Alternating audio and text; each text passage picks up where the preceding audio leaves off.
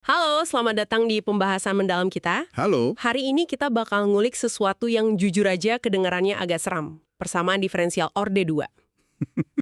Ya, denger namanya aja udah bikin ngeri kadang-kadang. Betul. Tapi kita dapat kiriman video tutorial yang bagus banget dari UJ Abad, fokusnya ke metode variasi parameter. Metode yang itu. Iya, jadi misi kita di sini simpel aja. Kita mau coba bongkar mesin yang kelihatan rumit ini, pahami cara kerjanya, tapi tanpa harus pusing lihat aljabar baris demi baris. Kita cari intisarinya gitu ya. Nah, itu dia. Anggap aja ini jalan pintas buat Anda biar bener-bener dapat feel-nya. Oke, mari kita bedah ini. Yang menarik di sini tuh gimana sebuah metode yang kelihatannya penuh rumus dan langkah-langkah panjang. Penuh simbol aneh. Betul. Itu tuh pada dasarnya cuma sebuah algoritma. Elegan banget malah. Variasi parameter ini tuh kayak resep masakan yang presisi. Oke, resep ya. Iya. Anda nggak perlu nebak-nebak, selama Anda ikutin langkahnya satu persatu, disiplin, hasilnya pasti pas. Dan kekuatannya itu, dia ini semacam senjata pamungkas. Senjata pamungkas. Iya, dia bisa menyelesaikan masalah bahkan waktu metode lain yang lebih simpel udah nyerah. Oke. Dan video itu langsung to the point ya. Dia kasih dua rumus yang kayak jantungnya proses ini. U1 sama dengan W1W, dan U2 sama dengan W2W. Betul, itu intinya. Tapi ada yang bikin saya penasaran nih. Kenapa kita carinya U aksen dulu, turunannya, bukan langsung U1 atau U2? Nah, itu pertanyaan bagus. Kenapa harus ada langkah integrasi lagi di akhir? Rasanya kayak sengaja ditambahin satu langkah ekstra gitu. Itu pertanyaan yang tajam banget dan langsung ke filosofi metodenya. Jadi kita cari U aksen karena variasi di nama variasi parameter itu terjadinya pelan-pelan, bertahap. Anggap aja U1 dan U2 itu parameter yang kita variasikan sedikit demi sedikit. Nah, turunan U aksen itu merepresentasikan laju perubahannya. Laju perubahan. Iya. Jadi pas kita integralkan di akhir, itu seolah-olah kita mengumpulkan semua perubahan kecil tadi buat dapat gambaran totalnya. Jadi, iya, ini langkah tambahan yang disengaja. Oke. Jadi kita membangun solusinya secara bertahap. Paham. Nah, sekarang soal komponennya. Ada W, W1, dan W2. Videonya bilang W itu Wronskian. Betul. Tapi fungsinya apa sih? Ini kan bukan sekedar huruf acak kan? Jauh dari itu. Wronskian, si W ini, perannya fundamental banget. Anggap aja dia ini detektor kualitas. Detektor kualitas. Ya, untuk fondasi solusi kita. Kan sebelum kita bangun apa-apa, kita punya dua blok bangunan dasar, Y1 dan Y2. Dari solusi homogennya kan? Tepat. Nah, Wronskian ini tugasnya memastikan kalau Y1 dan Y2 itu benar-benar independen, nggak tumpang tindih. Kalau Wronskiannya 0, itu kayak mau bangun rumah tapi fondasinya goyang. Wah, bahaya itu. Bahaya. Metodenya nggak akan jalan. Jadi ngitung woble itu bukan cuma langkah matematis. Itu pengecekan krusial. Fondasi kita kokoh atau enggak. Oke, jadi W itu pemeriksa fondasi, terus W1 dan W2 gimana? Di situ kan Fx, sisi kanan persamaan, mulai masuk. Nah, tepat sekali. Kalau solusi homogen YC, itu adalah perilaku alami sistem kalau dibiarin sendiri. Tanpa gangguan. Tanpa gangguan. Maka Fx ini pengganggunya. Anggap aja Fx ini gaya eksternal yang maksa sistemnya buat berperilaku beda. Oh, Nah, W1 dan W2 itu cara kita ngukur gimana sih si gaya penggerak ini mempengaruhi masing-masing blok bangunan kita, Y1 dan Y2. caranya dengan ganti kolom di matriksnya itu ya? Betul, dengan ganti kolom pakai 0 Fx, kita seolah-olah menyuntikkan pengaruh gaya eksternal ini ke sistem kita. Videonya kan nyebut ini mirip aturan Cramer. Iya, dari aljabar linier. Dan itu analogi yang sempurna. Ini bukan sihir, tapi cara terstruktur buat ngukur dampak dari gangguan. Saya suka analogi itu. W fondasi, Fx pengganggu. Oke, coba kita lihat di studi kasus pertama dari video. Y double aksen, 4Y aksen, plus 4Y sama dengan X plus 1, E2X. Oke, jadi kita cuekin dulu sisi kanannya, fokus ke Y double aksen, 4Y aksen, plus 4Y sama dengan 0. Ini kita ubah jadi persamaan auxiliary yang lebih gampang. Jadi M kuadrat 4M plus 4 sama dengan 0? Iya, kalau difaktorkan kan dapatnya M minus 2 kuadrat sama dengan 0. Nah, di sini kita ketemu kasus khusus. Akarnya kembar? Akarnya kembar. M sama dengan 2. Dalam dunia persamaan diferensial, akar kembar kayak gini tuh udah punya resep solusinya sendiri. Dan resepnya itu ngasih kita solusi komplementer YC sama dengan C1E pangkat 2X plus C2XE pangkat 2X. Dari sini kita dapat dua blok bangunan fondasi kita. Y1 sama dengan E pangkat 2X. Dan Y2 sama dengan XE pangkat 2X. Oke, sekarang waktunya quality check pakai Wronskian. Benar, kita susun matriksnya. Baris atas Y1, Y2. Baris bawahnya turunan keduanya.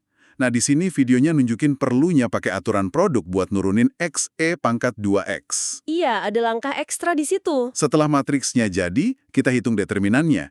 Prosesnya memang kelihatannya agak berantakan ya. Ada perkalian silang, aljabar eksponen. Betul, videonya nunjukin detailnya, tapi yang bikin saya kagum itu hasil akhirnya. Setelah semua perkalian rumit itu, ada suku 2xe pangkat 4x yang muncul di kedua sisi. Dan mereka Saling menghilangkan dengan sempurna. Kerumitan itu tiba-tiba lenyap. persis. Itu dia. Dan yang tersisa cuma hasil yang super bersih dan elegan. W sama dengan E4X. Ini contoh indah gimana matematika itu bisa membereskan kekacauannya sendiri. Hahaha, iya. Nah, fondasi kita, W, udah terbukti kokoh, nggak nol. Sekarang, baru kita perhitungkan si gaya penggerak tadi. Fx sama dengan X plus 1 E2X. Kita pakai ini untuk membangun W1 dan W2. Betul. Oke, jadi kita suntikkan Fx ke sistem, untuk W1 ganti kolom pertama, untuk W2 ganti kolom kedua. Perhitungannya ada di video, tapi yang paling menarik itu yang terjadi pas kita balik ke rumus inti. U aksen 1 sama dengan W1W, dan U aksen 2 sama dengan U2W. Iya, di situ. Disinilah keindahan lainnya muncul. Setelah kita hitung W1 dan W2, dua-duanya itu punya faktor E4X. Oh iya juga ya. Pas kita bagi dengan W yang juga E4X, faktor eksponensial yang kelihatan rumit itu Habis. habis. Saling membatalkan sepenuhnya. Lenyap begitu saja. Bener-bener lenyap. Yang tadinya penuh eksponensial, sekarang kita cuma punya dua ekspresi polinomial yang jauh lebih ramah. Jauh lebih ramah. U1 sama dengan minus X kuadrat, X, dan U2 sama dengan X plus 1. Rasanya kayak metode ini sengaja dirancang buat menyederhanakan dirinya sendiri di tengah jalan. Tepat sekali. Dan sekarang kita sampai di langkah yang Anda tanyakan di awal tadi, integrasi. Ah iya, mengumpulkan perubahan. Betul. Kita udah punya laju perubahannya, U ATU dan U2, sekarang kita kumpulkan buat nemuin U1 dan U2. Untungnya di kasus ini integrasinya gampang banget. Cuma pakai aturan pangkat biasa ya? Cuma power roll. Hasilnya U1 sama dengan minus 13x kuadrat, 12x kuadrat, dan U2 sama dengan 12x kuadrat plus x. Oke, dengan U1 dan U2 di tangan, kita akhirnya bisa bangun solusi partikular, YP. Ini respons sistem terhadap si pengganggu tadi.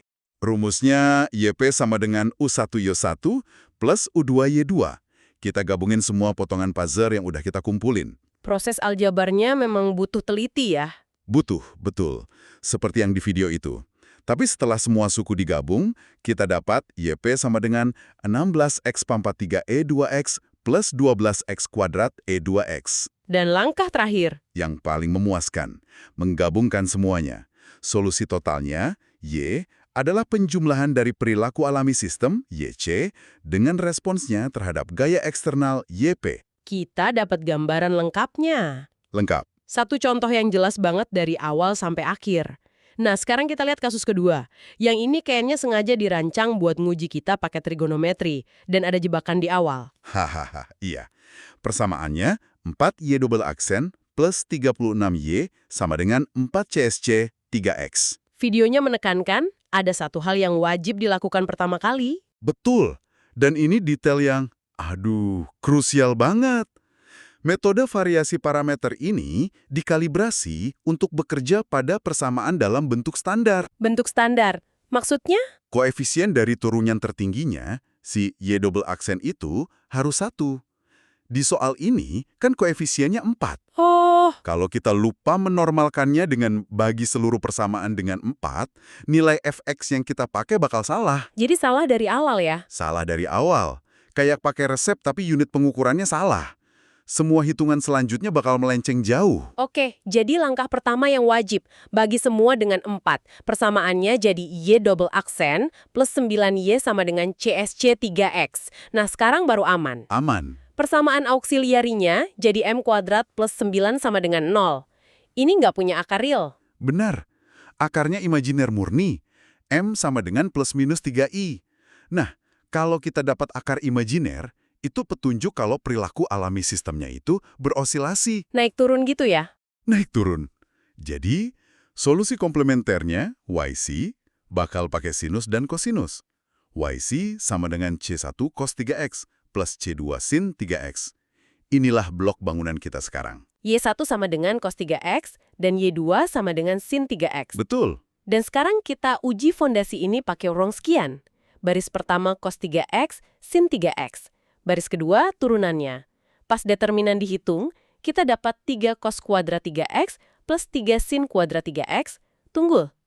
Nah, ini dia bagian favorit saya. Jadi, semua ekspresi cos kuadrat dan sin kuadrat yang kelihatannya rumit itu, setelah disederhanakan, hasilnya cuma angka 3. Hah, iya. Itu hampir kayak sulap. Ini salah satu momen aha dalam matematika kan? Kita mulai dengan fungsi trigonometri yang osilasi, ternyata Wronskiannya, fondasi kita, itu sebuah konstanta yang stabil, W sama dengan 3. Wow. Ini petunjuk kuat kalau kita ada di jalur yang benar. Kerumitan di permukaan itu ternyata menyembunyikan struktur yang rapi banget di bawahnya. Berkat identitas trigonometri, cos kuadrat theta plus sin kuadrat theta sama dengan 1. Luar biasa bersih hasilnya. Dengan W sama dengan 3, kita sekarang bisa hitung W1 dan W2 pakai Fx sama dengan CSC 3X. Benar. Untuk W1, hitungannya kan ada sin 3X dikali CSC 3X. Karena CSC itu 1%. Mereka saling meniadakan. Habis, jadi W1 sama dengan minus 1, sesederhana itu. Sederhana banget. Untuk W2, kita dapat cos 3X dikali CSC 3X atau cos 3X sin 3X. Jadi semua komponen udah ada. Balik ke rumus inti. Balik ke rumus inti buat cari laju perubahan. U aksen 1 jadi min 1,3, konstanta. Dan U aksen 2 jadi cos 3X sin 3X, 3. Langkah berikutnya tentu saja. Integrasi. Integrasi U aksen 1 gampang banget, hasilnya min 1,3X. Tapi untuk U aksen 2, kayaknya butuh alat yang lebih canggih nih. Tepat.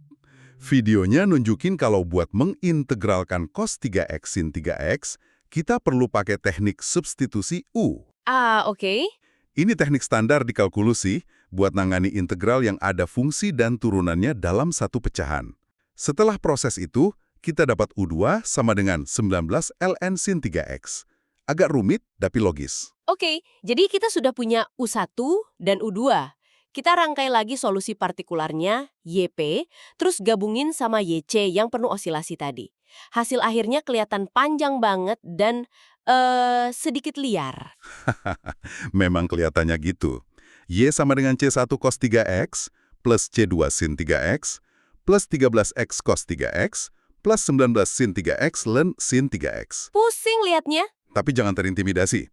Coba pikirkan gini. Bagian pertama, YC, itu detak jantung alami sistemnya, osilasi yang stabil. Oke. Bagian kedua, YP, itu adalah respons yang kompleks dan unik dari sistem itu, waktu diganggu sama gaya CSC 3X. Jadi solusi yang panjang itu sebenarnya cerita yang lengkap. Sebuah cerita yang lengkap. Wah, saya suka cara Anda membingkainya. Kalau gitu, mari kita rangkum alur kerja inti dari metode ini. Resepnya. Boleh. Pertama, cari perilaku alami sistem, selesaikan persamaan homogennya buat dapat YC, yang ngasih kita Y1 dan Y2. Kedua, lakukan quality check pada fondasi Anda dengan menghitung Wronskian way. Terus, suntikan gaya penggerak Fx buat hitung W1 dan W2. Ketiga, temukan laju perubahan U1 dan U2 dengan membagi W1 dan W2 dengan W. Lalu, kumpulkan laju perubahan itu dengan mengintegrasikannya untuk dapat U1 dan U2. Keempat, bangun respons sistem terhadap gangguan itu dengan merangkai solusi partikular YP sama dengan U1 Y1 plus U2 Y2.